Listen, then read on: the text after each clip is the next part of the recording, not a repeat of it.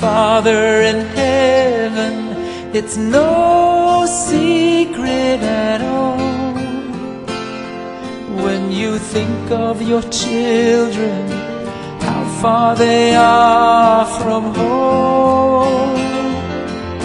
Two tender tears fall from your eyes, and your cries shake the world. Cannot bear to see you this way. Shalom Aleichem, Beni. Shalom Aleichem, Ahim, Haverim. Shalom a todos vocês, meus filhos. A Gabriela Dodani, ao Gabriel Kalev, a Ariela Hesed e a todos os meus outros filhos que virão, porque o papai ama muito vocês e esse programa foi feito para vocês, para a nossa família, para os meus filhos, para vocês. A Arielinha Hesed está aqui do meu lado, ela acordou ainda agorinha, está aqui brincando com o urso dela, com os cremes dela. E a gente, então, portanto, só explicando que esse programa não é um programa proselitista, é um programa feito, por isso que o nome do programa é Me'av Leben, é um programa de pai para filho, é como se fosse uma mesa redonda, uma conversa entre papai e filhos, entre netos e descendentes. Daqui a pouco vocês vão ter os seus filhos, vão ter os netos de vocês, eu vou ter meus netos, e aí para que eles possam ver, olha o vovô, olha o papai, como é que era, e falando do bem mais precioso que nós temos, que é a Torá, né? E aprender e trazer a mensagem da Torá para os nossos dias atuais, para a nossa vida contemporânea, vir aí e aprender a viver. Como eu sempre digo, a Torá é a árvore da vida para aqueles que nela se apoiam, e toda a resposta está na Torá, porque a Torá é verdadeira. Revolte a estudar a Torá, ok? Só explicando o objetivo desse programa, então. Mas qualquer outra pessoa que quiser ver, acessar, compartilhar, fique à vontade. O importante é estarmos juntos estudando a Torá e assim contribuindo com o nosso crescimento espiritual, pessoal e moral, e ajudando a trazer a redenção final com o estudo da Torá, ok? Então pronto, então nós vamos começar, né? Essa paraxá da semana que nós estamos estudando, Vaishlach, ele enviou, e hoje é a quinta aliá, a quinta leitura, ok?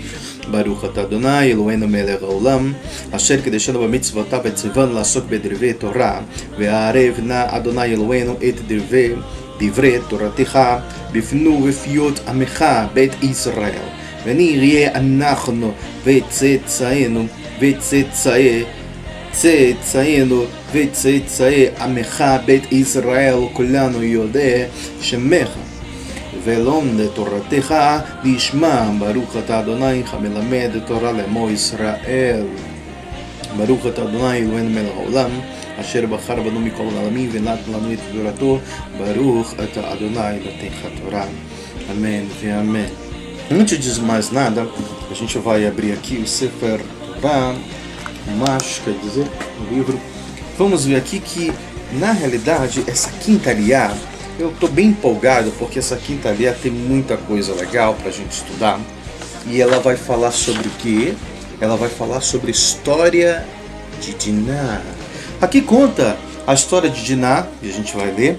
Diná, a filha de Leá, olha só, preste bem atenção, que havia nascido para Jacó e saiu para observar as filhas da terra. Ela foi vista por Shem, filho do chefe da região, Hamor, o Rivita. Ele a, primeiro, seduziu, dormiu com ela, ok? Então a violou. Você vê que existe 3 passos: seduziu, dormiu com ela e a violou, tornando-se depois profundamente atraído à filha. Depois ele se tornou atraído, ok? A filha de Jacó, Diná, ele caiu de amor. 4º passo, caiu de amor pela jovem e tentou apaziguar a jovem. Então, o 6º ponto, apaziguar a jovem, contando a ela quão rico ele era, mais do que Jacó. Shem disse a seu pai Hamor: dá-me essa jovem como esposa. Então aqui nós vemos alguns pontos que eu marquei que é interessante. Primeiro, e aí algumas pessoas que não conhecem a cultura, a filosofia judaica, a própria Torá, vão ser rápidos em julgar e tentar dizer que Diná era uma má menina, que ela saiu para tentar se perverter, para querer seguir os princípios do mundo laico do tempo dela e querer se desviar da Torá e etc. Né? A princípio parece que é isso, né? E muitas pessoas se apressam em julgar. Mas aí tem o seguinte, fica a pergunta, saiu para observar as filhas da terra. Por que ela saiu? Por que ela quis ver as filhas da terra? Segundo, aqui existem alguns passos que vamos começar falando sobre os princípios básicos. Ok, se a gente for pensar nesse caso que Diná estava errada, que ela saiu para ver as filhas da terra, ok, vamos começar então por esse ponto. Hoje essa paraxá, essa aliá, ela é especialmente para as meninas, para você, para a Gabriela Dodani, para a Ariela Recedo, que está aqui do meu lado. Então, meninas, prestem atenção. Primeira coisa, a filha deve sempre estar debaixo da aba, dos braços do pai e da mãe. Você nunca deve sair para se arriscar, até porque a mulher, naturalmente, ela é um sexo frágil. Ah, você não está sendo machista? Não, não é. Não adianta uma mulher querer disputar com um homem força, ela vai perder. A mulher é o bem mais precioso que tem. Ela pode ser independente? Pode, como nós vimos na história do nosso povo, grandes mulheres que existiram e que foram líderes, como Débora, como a Ruth. Então, não é o machismo, mas a mulher ela deve estar sempre sendo guardada como uma rosa preciosa e deve ser protegida. Minha mãe, a Valdete, já dizia que em uma mulher não se bate de rosa, muito mais de algodão. Então a mulher deve ser muito bem tratada. Então, aqui ensina que vocês, meninas, as minhas filhas e netas, enfim, vocês devem tomar muito cuidado ao sair.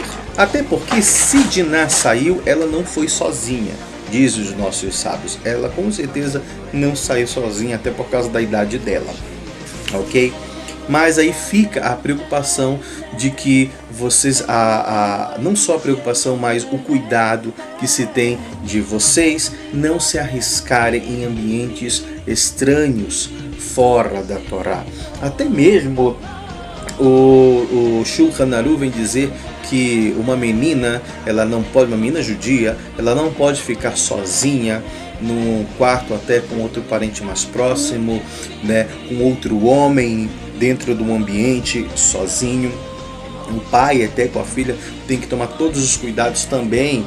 Tem uma certa parte da halahá que diz que eles não podem permanecer juntos também. Então existe todo um cuidado, toda uma cerca para preservar um dos nossos bens maiores, que é as nossas mulheres, são as nossas mães, são as nossas filhas. Então, o primeiro ensinamento que nós temos é esse, que Diná, a princípio, não deveria ir. Então, você pode aprender esse ensinamento básico. A gente vai ver mais profundamente. Mas esse ensinamento básico de que não se deve se aventurar.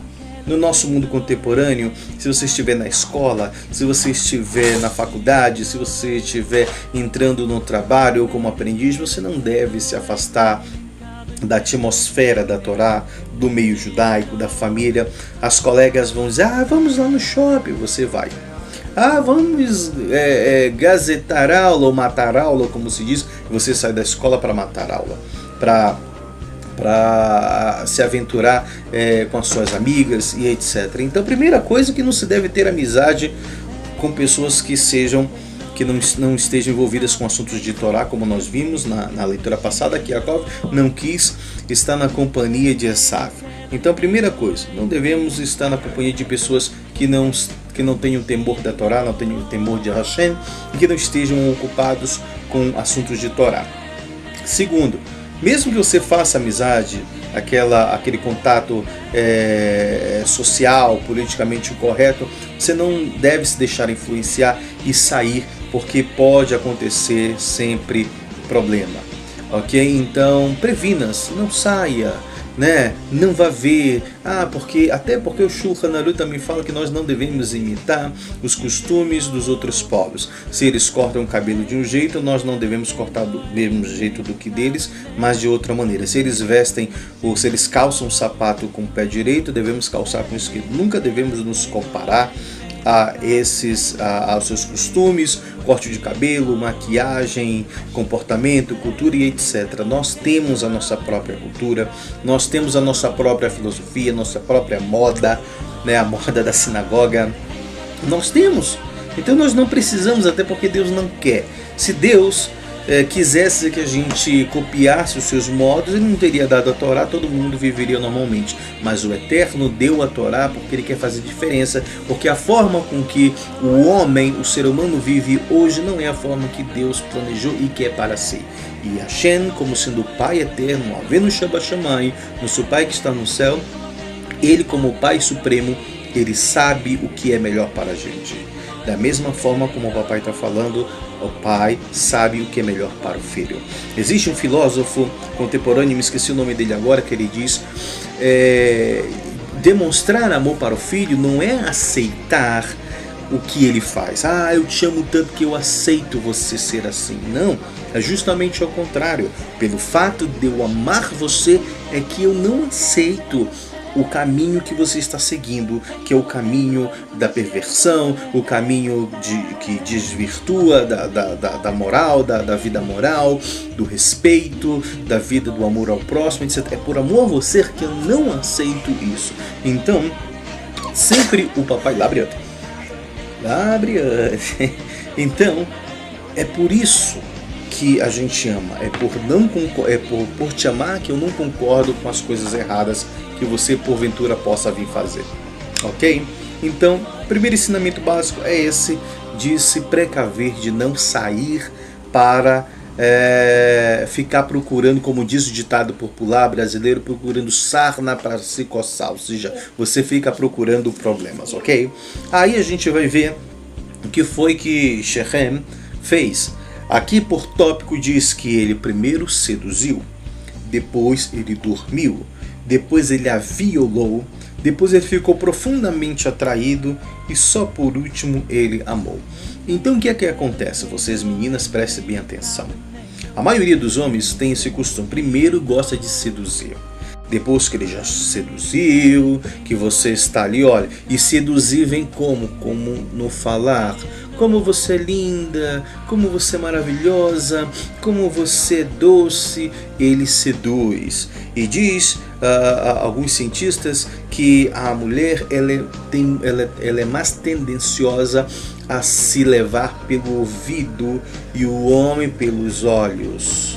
Então por isso que a mulher, se você estiver falando com ela, por isso quando o vendedor vai bater de porta em porta, ele quer falar com a dona de casa. Por que com a dona de casa? Porque ele pega o produto e começa a dizer: mas o produto é bonito, o produto é isso, o produto é aquilo, e o comercial e o marketing, né?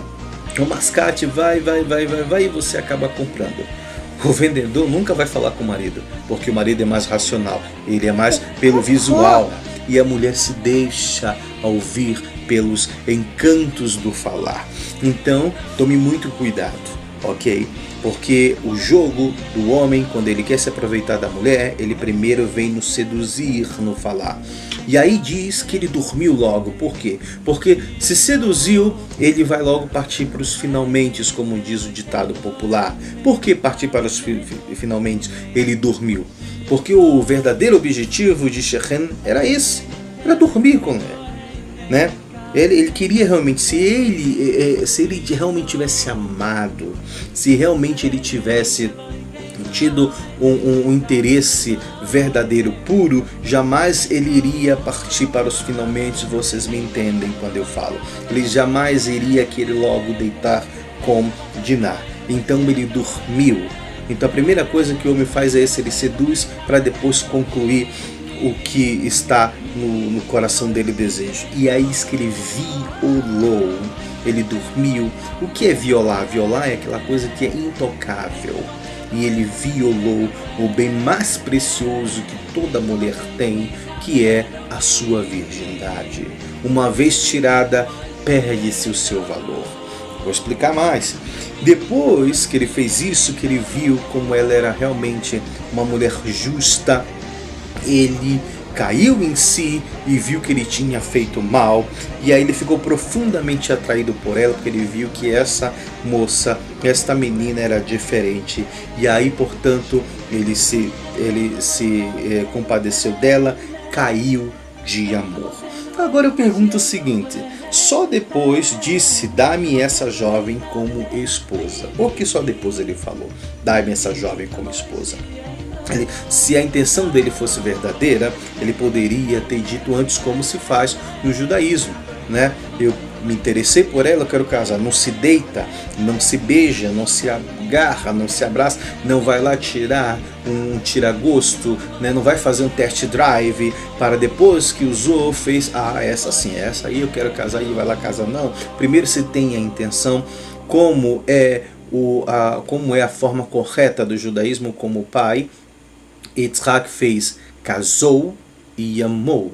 O que significa isso? Primeiro se casa, primeiro se tem o compromisso e depois se ama. Aqui existe um ensinamento muito interessante, que ele casou e amou. Ele primeiro foi racional, ele assumiu um compromisso de respeitar, honrar a mulher, e aí depois que ele casou, ele passou o resto da vida aprendendo a amar, e o amor foi crescendo. Diferente do que acontece hoje em dia, quando os jovens, quando eles num fogo ardente, eles começam um relacionamento cheio de paixão, amando loucamente, fazem tudo para estarem juntos. Depois que consome o ato, o que é que acontece? O amor vai acabando. Começa com fogo e termina com cinza. O judaísmo é diferente, você não conhece, você não tem intimidade com a pessoa. Você casa e aos poucos você vai construindo o amor até que a morte nos separe. Então, olha que interessante isso daí, né? E aí ele fala depois então que dá-me essa jovem por esposa. Por último, ele viu que Diná era uma moça íntegra, e aí ele quis reparar esse erro e ele falou, não, eu quero essa mulher, esta menina por esposa. Por que ele falou isso? Vou dar uma filosofia que é minha, ok? É minha. Eu sempre levei comigo desde a minha juventude, isso por experiência de ver na roda dos amigos, da vida contemporânea, etc. Preste bem atenção. Um homem, quando ele quer abusar, quando ele quer apenas fazer test drive, quando ele quer apenas tirar gosto, ele vai procurar uma mulher fácil.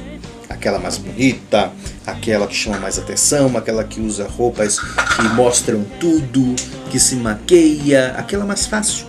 Então, quando ele quer se divertir, quando ele não quer compromisso, ele vai lá e procura uma mulher mais fácil. Isso não é um pensamento judaico, eu estou falando o que eu, pela experiência de vida, observei durante esse tempo da minha vida, ok? Então ele vai procurar uma mulher fácil, né? Vai procurar uma mulher para botar na garupa da moto dele, né? Empinado dentro do carro, para se aparecer, para dizer que ele é o garanhão, que ele pegou a melhor mulher, aquela que dança o funk, aquela que dança o forró, aquela que se expõe, né? A sua intimidade, as suas curvas corporais. Então ele vai procurar essa daí porque ele quer apenas se satisfazer. Ele procura mais fácil. Agora, quando ele quer casar, ele procura a mais tímida, ele procura a mais recatada, ele procura aquela que não dá confiança para ninguém, aquela que se cobre. Então, o ditado que eu quero dizer é que quando ele quer se divertir, procura uma mais fácil, mas na hora de casar ele vai procurar uma mulher direita. Então foi a mesma coisa que aconteceu com Shechem. Aí eu pergunto, por que ele justamente foi querer violar Diná? Ele não tinha uma grande cidade, ele não era um dos maiores príncipes, o filho mais renomado de Hamor. Por que ele foi procurar logo Diná? Porque a gente pode deduzir, isso não está aqui na Torá, é o meu entendimento. Com certeza dentro da sociedade dele, né, ele não viu nenhuma mulher diferente. Diná não deu confiança, quer dizer, ele todas as outras eram iguais, mas ele viu de lá, opa, essa menina é diferente, se veste diferente, se fala diferente, se comporta diferente. Existe um ditado chulo brasileiro que fala que o mais gostoso é quanto mais escondido, mais gostoso. Quanto mais escondido, mais gostoso. Então, o que acontece? Muitas vezes ele estava lá na cidade dele, né? Ele ia lá no baile funk dele, ele ia lá no boteco, ele ia lá na casa de shows onde acontece o funk, o forró, o rock, e ele via as mulheres todas, né, iguais, pintadas, explorando a sensualidade do seu corpo e etc. Mas aí de repente ele viu uma outra que se cobria, que era diferente, que era educada, que era recatada, e ele olhou e falou: não, é essa que eu quero, as outras são muito fáceis, as outras eu consigo, olha, assim, a hora que eu quiser, como tem até uma música do Luan Santana que fala, é só fazer assim que eu volto. Na realidade, o homem tá assim, é só fazer assim o homem já vai, e só fazer assim que a mulher já vem. É isso que é o comportamento da vida contemporânea hoje, no ano de 2015, é desse jeito que acontece. Não tem muita conversa. Então, Shechem olhou e viu diferente, e ele quis, então, portanto, seduziu, dormiu, violou. Por que ele fez isso? Diz que a mulher adúltera, ela está atrás da alma preciosa. Se fala da mulher, mas da mesma forma o homem adúltero, a pessoa adúltera, a pessoa má, ela está atrás da alma preciosa.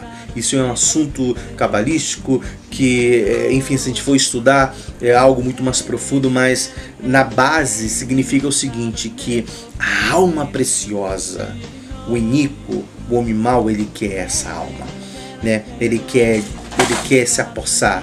Às vezes a mulher adúltera, ela não vai querer pegar um homem que é solteiro.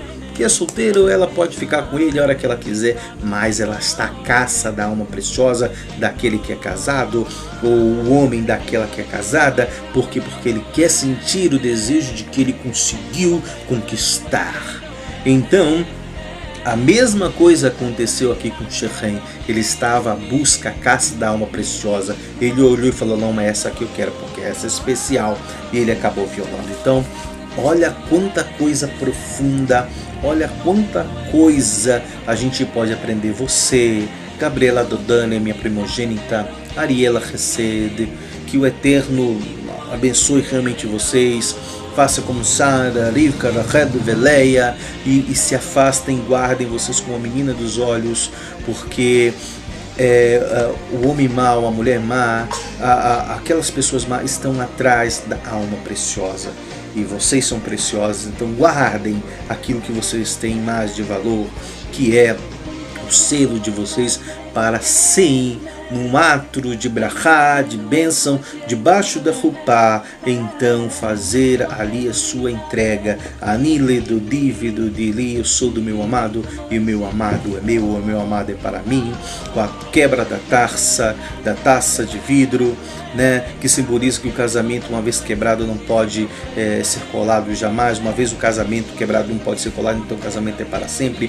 E uma vez a aliança feita, não tem como desfazer. E que vocês possam ser abençoadas com a bênção da Rupá, das 7 voltas, e casem de uma maneira abençoada com judeu, com brachá, com ketubá, com kiddush, enfim. Livrem-se, corram, fujam, como um passarinho foge do laço, que ela foi desonrada. E aí mostra que Jacó permaneceu em silêncio até os filhos dele chegarem, que estavam no campo, né? Que estranho isso, né? Como é que Jacó fica calado em silêncio até que os filhos dele cheguem? Então, a gente pode aprender que Jacó, ele pensava 1, 2, 3 vezes antes de agir. A gente pode achar que Jacó se tornou aqui, sei lá, ele se tornou uma pessoa sem reação, sem atitude, visto que ele era um verdadeiro tzadik. Mas aqui eu posso aprender que Jacó permaneceu em silêncio, porque ele sabe que tudo na nossa vida, na nossa família, é regido pelo Eterno. Então ele ficou pensando e vendo por que isso aconteceu. Ou segundo, como minha mãe sempre dizia, para que isto aconteceu? E ele ficou pensando, tentando, analisando com ele mesmo em que ele tinha errado, o que foi que ele fez, se era uma bênção disfarçada ou se realmente era um problema, o que foi que aconteceu, e ele ficou justamente a pensar, até que os homens, diz que os homens vieram, né, do campo, os homens ficaram extremamente furiosos. Né, os homens, que homens? Fala aqui que eram filhos de Jacó, que homens eram esses que ficaram extremamente furiosos? Foi os seus servos, né? Mas isso mostra como é indignante quando uma mulher é violada, sabe? Enfim, sem comentários. Mas aí a chave aqui é que Jacó ficou em silêncio. Os filhos de Jacó então responderam. Aqui diz que Jacó não respondeu. Jacó não falou nada quando Shechem e o pai dele vieram, o Hamor, vieram para tentar negociar o casamento e etc. Então ele diz aqui que Jacó não falou nada, mas é muito interessante. Por que Jacó não falou? Por que ele ficou calado? Porque os filhos tomaram a frente e não concordaram, né? Shechem era o mais respeitável da casa de seu pai. Aí eu pergunto só, olha só que ironia, né? De um povo imenso. Se Shechem era o homem mais respeitável deste povo, se o homem mais respeitável, ele seduziu, ele dormiu, ele violou, ele, quer dizer, olha, ele é o mais respeitável, se o mais respeitável fez isso, quanto mais os outros homens. Aí você já pode ver que tipo de povo era esse, porque a Torá, ela enfatiza, ele era o mais respeitável. Imagina os outros, então, né? Boa coisa não era. Essa é uma ideia minha, ok? Então isso é para vocês sempre aprenderem sobre isso. Outra coisa, os nossos sábios dizem o seguinte: você vai casar, você tem que ver o pai, a mãe, os irmãos, porque você vai estar casando com um pouquinho de cada deles, porque a pessoa sempre vai atrair um pouquinho dessas características do pai e da mãe. Então olha a família, veja, agora você quer ter uma boa segurança com relação a casar, deixa o papai procurar para você, ok? Deixa o papai procurar, deixa o rabino procurar, ok? Deixa o shaliach, o enviado, procurar. Nunca procure por você mesmo. Deixa o papai, deixa o rabino, deixa o shaliach, deixa a gente procurar, que a gente vai escolher o melhor para você. Homens pacíficos. E aí Hanor chega com o filho, porque os filhos de Jacó disseram que tudo bem se eles quiserem casar, que eles poderiam até casar, mas teriam que fazer a circuncisão, que ele não ia casar com homens, que ela não iria casar com homens circuncisos. E aí vem Hamor, junto com seu filho, fala perante a cidade que eles deveriam fazer a circuncisão, todos os homens. E aí ele acaba dizendo que eles eram pacíficos, porque realmente o povo de Israel é pacífico, a gente nunca procurou guerra. Tá? Só que olha uma coisa, isso daqui eu não vi no Rumash, nem Rashi, nem Abravanel, nem Binezra, ninguém viu isso.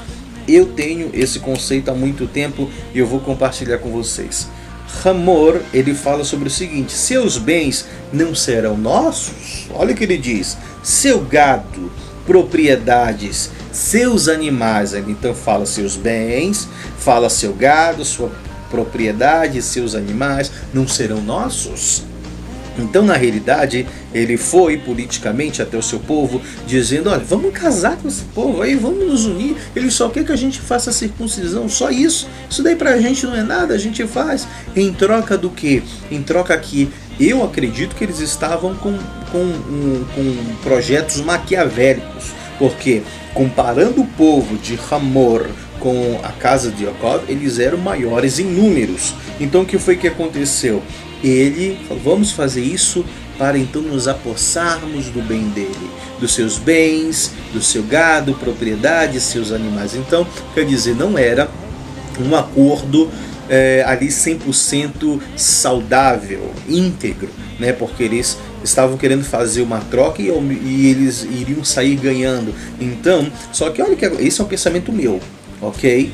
Só que nós vamos ver que o Eterno, ele acaba permitindo com que o mal que eles desejavam fazer ao nosso povo, eles pagaram por esse mal. O que era para acontecer, o que eles planejavam fazer com o nosso povo, acabou acontecendo com eles. Calma aí, a gente já vai ver.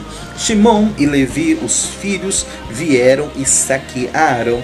Aí sim que eu falo, aquilo que eles pretendiam aos poucos fazer com o nosso povo, Shimon e Levi saíram impetuosamente e aí vieram, e aí olha o que eles fizeram, saquearam os rebanhos que eles queriam. Eles não queriam os nossos gados?